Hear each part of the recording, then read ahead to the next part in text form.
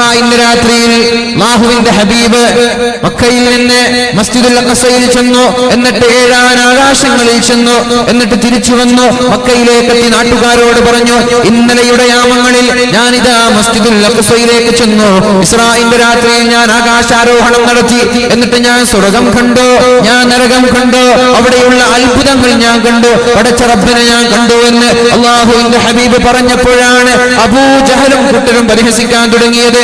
എന്താണ് മുഹമ്മദേ, ഇത് വിശ്വസിക്കാൻ ഞങ്ങളെ കിട്ടില്ല, അത് വേറെ ആരോടെങ്കിലും പറഞ്ഞേക്ക്, ഇങ്ങനെയൊക്കെ ബടായി വിടാൻ, ഇങ്ങനെയൊക്കെ നുണകൾ പറയാൻ അത് നിനക്കേ കഴിയുകയുള്ളൂ എന്ന് പറഞ്ഞുകൊണ്ട് പരിഹസിച്ചു നേരെ ചെന്നത് ഇലാ ഹളറത്തി സിദ്ദീഖ് തങ്ങളുടെ അടുത്തേക്കാണ്.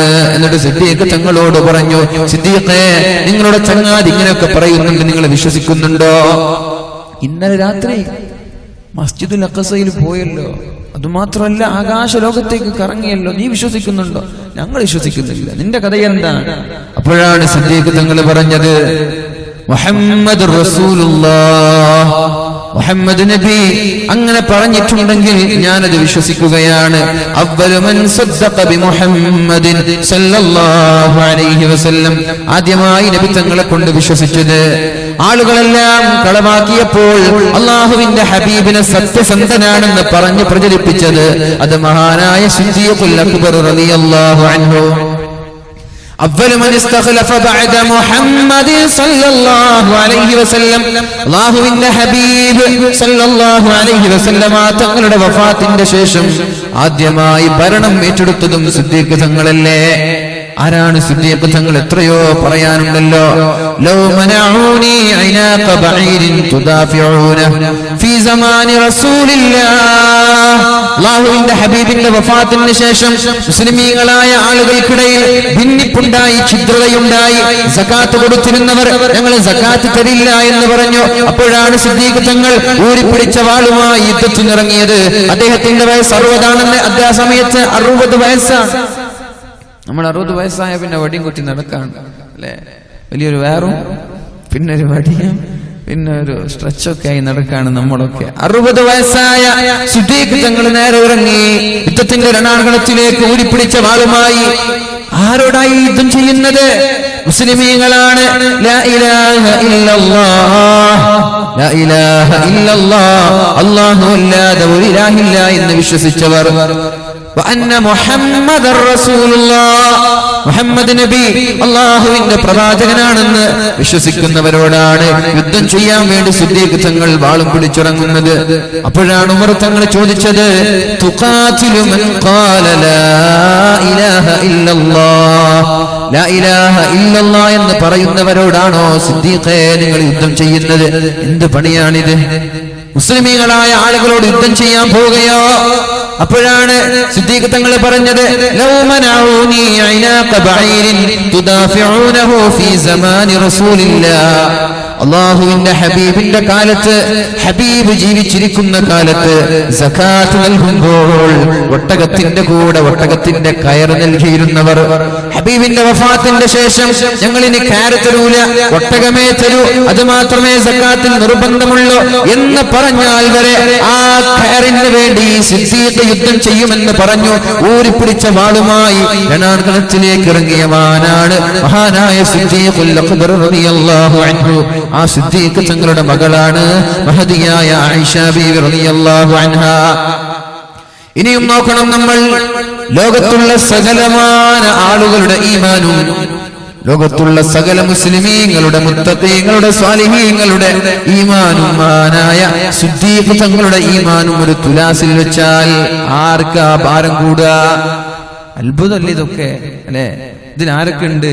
ഉമർ തങ്ങളുണ്ട്, ഉസ്മാൻ തങ്ങളുണ്ട്, മഹാനായ അലി ഇബ്നു അബീ ത്വാലിബ് തങ്ങളുണ്ട്, മഹാന്മാരായ ഉവൈസുൽ ഖർണിയുണ്ട്, ഹസനുൽ ബസരിയുണ്ട്, റാബിഅത്തുൽ അദവിയ്യയുണ്ട്, മഹാന്മാരായ ലോകം കണ്ട അല്ലാഹുവിന്റെ സൂഫി വര്യന്മാരായ 10,000-കണക്കിനല്ല ലക്ഷക്കണക്കിന് പണ്ഡിതന്മാരും ഔലിയാക്കളും സൂഫി വര്യന്മാരായ സ്വഹാബാക്കളും താബിഈങ്ങളുടെയും എല്ലാം ഈമാൻ, അവരുടെ വിശ്വാസം ഒരു തുലാസിൽ വെച്ചു. നമ്മളുടെ തൊക്കെ ഉണ്ട് കേട്ടോ, നമ്മളുടെ പിന്നെ പ്രാധാന്യം ഇല്ലാത്തത് കൊണ്ട് മാറ്റിവെച്ചതാണ്.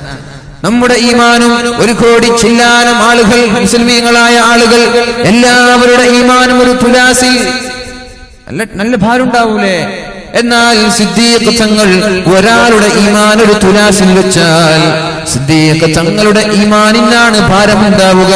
ലർതജഹ ഈമാനു അബൂബക്കർ ഈമാനു അബീബക്കർ അബൂബക്കർ റളിയല്ലാഹു അൻഹുവിന്റെ ഈമാനിനാണ് ഭാരമുണ്ടാവുക എന്ന് പരിശുദ്ധ റസൂലുള്ളാഹി സ്വല്ലല്ലാഹു അലൈഹി വസല്ലം. ആ സിദ്ദീഖ് തങ്ങളുടെ മകളാണിത് അല്ലേ? മഹാനായ ഉമർ തങ്ങളും മഹാനായ സിദ്ദീഖ് തങ്ങളും ഇടയ്ക്കിടെ ഒരു ഫൈറ്റ് ഉണ്ടാകും. അത് ശാരീരികമായിട്ടോ അല്ല, എങ്ങനെ ഈമാനിൽ കവച്ചു വെക്കാൻ, സിദ്ദീഖ് തങ്ങളെ ഓവർടേക്ക് ചെയ്യാൻ, സിദ്ദീഖ് തങ്ങളെ മറികടക്കാൻ മഹാനായ ഉമർ തങ്ങൾ ഒരുപാട് ശ്രമിച്ചിട്ടുണ്ട്, നടന്നിട്ടില്ലല്ലോ. നമ്മൾക്കൊക്കെ അറിയുന്നത് പോലെ മഹാനായ ഉമർ തങ്ങൾ തന്റെ സമ്പത്തിന്റെ പകുതിയും കൊണ്ടുവന്ന് അള്ളാഹുവിന്റെ ഹബീബിന് കൊടുത്തു. ഉമറേ, എന്തെങ്കിലും ബാക്കിയുണ്ടോ? ഉണ്ട് നബിയെ, ഞാൻ എന്റെ പകുതി ബാക്കി വെച്ചിട്ടുണ്ട് എന്റെ കുടുംബത്തിന്. അപ്പോഴാണ് സിദ്ദീഖ് തങ്ങൾ വരുന്നത്, ചെറിയൊരു കവറുമായി, കയ്യിലൊന്നുമില്ല. ഉമർ തങ്ങൾക്ക് ആശ്വാസമായി, ഇന്നെങ്കിലും സിദ്ദീഖ് തങ്ങളെക്കാൾ ഒരു പദവി എനിക്ക് ലഭിക്കുമല്ലോ, സിദ്ദീഖ് തങ്ങളെക്കാൾ നന്മ എനിക്ക് ലഭിക്കുമല്ലോ. ഞാൻ കൊണ്ടുവന്നത് വലിയ ഒരു സ്വത്താണ്, എനിക്ക് എന്റെ കച്ചവടം സക്സസ് ആയി, അതിൽ ലാഭമുണ്ടായി, അതിന്റെ പകുതിയും ഞാൻ കൊടുക്കുകയാണ്. തങ്ങളെ കയ്യിലൊന്നുമില്ല, കയ്യിലുള്ളതുമായിട്ട് വന്നു. അള്ളാഹുവിന്റെ ഹബീബ് ചോദിച്ചു, സിദ്ദീഖേ, കുടുംബത്തിന് വേണ്ടി എന്താണ് ബാക്കി വെച്ചത്? എന്താണ് സിദ്ദീഖ് തങ്ങൾ പറഞ്ഞത്? അല്ലാഹു വ റസൂലഹു, എന്റെ റബ്ബിനെയും എന്റെ റസൂലിനെയുമല്ലാതെ എന്റെ ഭാര്യയ്ക്കോ എന്റെ മക്കൾക്കോ ഞാനൊന്നും എടുത്തു വെച്ചിട്ടില്ല നബിയേ. ഉമർ തങ്ങൾ ഇവിടെ പകുതി ബാക്കി വെച്ചിട്ടുണ്ട്, സിദ്ദീഖ് തങ്ങൾ ഒന്നും ബാക്കി വെച്ചിട്ടില്ല. അപ്പോഴാണ് ഉമർ തങ്ങൾക്ക് മനസ്സിലായത്, സിദ്ദീഖ് തങ്ങളെ പരാജയപ്പെടുത്താൻ ഞങ്ങൾക്ക് കഴിയുകയില്ല, അത്രയും വലിയ ഈമാനാണ്. ആ ഈമാനിന്റെ ഉടമയാണ് മഹാനായ സിദ്ദീഖുൽ അക്ബർ റളിയല്ലാഹു അൻഹു. ആർസൂറിൽ ഇരുന്ന സംഭവം നമ്മൾക്കറിയാലോ. പാമ്പ് കടിച്ചു, കാലിലേക്ക് പാമ്പ് കടിച്ചു, വിഷം ഇങ്ങനെ കയറുകയാണ്, ശരീരം ഇങ്ങനെ നശിക്കാൻ പോവാണ്, മരിക്കാൻ പോവാണ്. അപ്പോഴാണ് അള്ളാഹുവിന്റെ ഹബീബ് മടിത്തട്ടിലുണ്ടല്ലോ, അനങ്ങിയില്ല. ഹബീബിന്റെ ഉറക്കിന് കോട്ടം വരാൻ പാടില്ല, നബി തങ്ങളുടെ ഉറക്കിന് തടസ്സം വരാൻ പാടില്ല, നബി തങ്ങൾക്ക് പ്രയാസമുണ്ടാവാൻ പാടില്ല. അതുകൊണ്ട് എന്റെ കാൽപാദങ്ങളൊന്ന് അനങ്ങിപ്പോയാൽ, വേദന സഹിച്ചെന്റെ കാൽപാദങ്ങളൊന്ന് ചലിച്ചു പോയാൽ അള്ളാഹുവിന്റെ ഹബീബ് ഉറക്കിന് തടസ്സം വരുമെന്ന് മനസ്സിലാക്കി എല്ലാ വിഷം ഇങ്ങനെ ശരീരത്തിലേക്ക് കയറി കയറി കയറി അതിന്റെ മൂർധന്യാവസ്ഥയിലേക്ക് ചെല്ലുമ്പോഴാണ് അറിയാതെ കണ്ണിൽ നിന്ന് കണ്ണുനീരിറ്റിപ്പോയത്. പഠിച്ചുപോയി, പഠിച്ചോനെ, അള്ളാഹുവിന്റെ ഹബീബിന്റെ ഉറക്കം നഷ്ടപ്പെട്ടുവല്ലോ, ബേജാറതാണ്, ടെൻഷൻ അതാണ്. കണ്ണിൽ നിന്ന് കണ്ണുനീരറിയാതെ ഇറ്റിപ്പോയപ്പോഴും അദ്ദേഹം ചിന്തിച്ചു പോയത്, ഹബീബിന്റെ ഉറക്കം പോയല്ലോ, എന്റെ അസുഖമൊക്കെ പോട്ടെ. നബി തങ്ങൾ ചോദിച്ചു, സിദ്ദീഖേ, എന്ത് പറ്റി സിദ്ദീഖേ എന്ന് ചോദിക്കുമ്പോഴാണ് അള്ളാഹുവിന്റെ ഹബീബിനോട് പറഞ്ഞു കൊടുക്കുന്നത്. അങ്ങനെ ഇത്രയും ദീനിന് വേണ്ടി ത്യാഗം ചെയ്ത ഒരു മഹാന്റെ മകളെ കുറിച്ചാണ് നമ്മൾ ഇന്ന് ചർച്ച ചെയ്യാൻ പോകുന്നത്.